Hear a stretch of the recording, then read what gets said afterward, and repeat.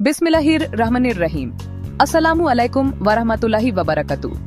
दोस्तों, आज की इस वीडियो में हम बात करेंगे अल्लाह ताला के एक अजीम नबी हजरत जकरिया अलैहिस्सलाम की सीरत के बारे में।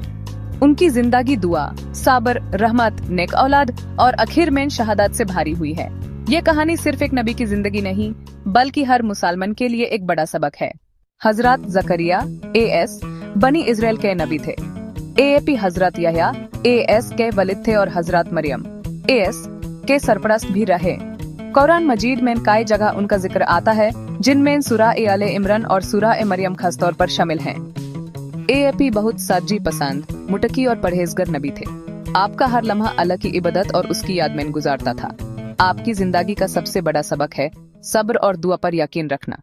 हजरत जकरिया AS की बीवी बूढ़ी हो चुकी थीं और आप खुद भी उम्र के आखिरी हिस्से में थे। औलाद न होने की वजह से दिल में एक हसरत थी कि अल्लाह उन्हें एक नेक औलाद अता करे, जो उनकी विरासत संभाले और बनी इस्राएल में अल्लाह का पैगाम फैलाए। उन्होंने बहुत तदब के साथ अल्लाह से दुआ की।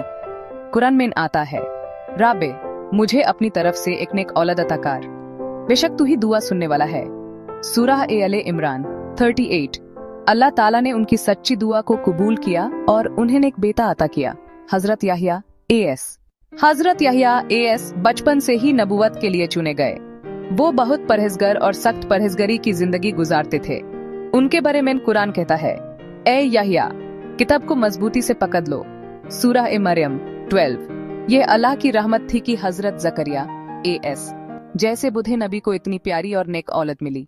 हजरत जकरिया AS का एक और बड़ा मकाम यह था कि अल्लाह ने उन्हें हजरत मरियम AS की सरपरस्ती दी। जब मरियम AS छोटी थीं तो उन्हें मस्जिद में पालने और संभालने की जिम्मेदारी हजरत जकरिया AS के हवाले की गई। कुरान बताता है कि जब भी जकरिया AS मरियम AS के पास जाते तो उनके पास रिस्क, फल और खाना मौजूद मिलता, जो उस वक्त के मौसम में भी नहीं होता था। इसको देखकर जकरिया AS का ईमान और मजबूत हुआ और उन्होंने अल्लाह से औलाद की दुआ की। हजरत जकरिया AS न सिर्फ नबी थे बल्कि अल्लाह के एक करीबी वाली भी थे। AAP हमेशा लोगों को अल्लाह की तौहीद की तरफ बुलाते, उन्हें गुमराही से बचाने की कोशिश करते। आपकी हर दावत का मकसद सिर्फ अल्लाह की इबादत और नेक जिंदगी की तरफ रहनुमाई करना था। अफसोस की बात है कि बनी इस्राएल ने अक्सर अपने नबियों को तकलीफ दी और उनको शहीद किया। हजरत जकरिया AS के साथ भी यही हुआ। जब आप लगातार हक की दावत देते रहे तो आपकी कौम के जालिम हुक्मरान आपसे नाराज हो गए। रिवायत आती है कि एक जालिम बादशाह ने आपको पकड़ने की कोशिश की। AAP जंगल की तरफ भागे और एक पेड़ में छुप गए, मगर उस जालिम ने पेड़ को चीरा और हजरत जकरिया AS को शहीद कर दिया। ये वाकया हमें याद दिलाता है कि अल्लाह के पैगंबर कभी भी हक से पीछे नहीं हटे, चाहे उनकी जान भी चली जाए।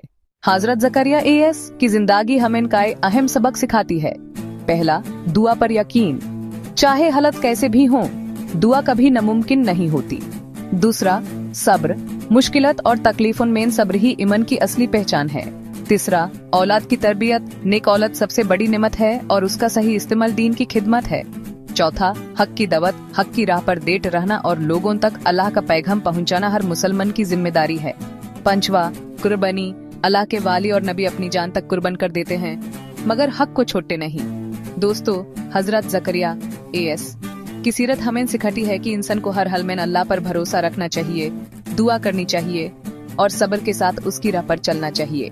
उनकी जिंदगी और शहादत हम सब के लिए रहनुमाई है।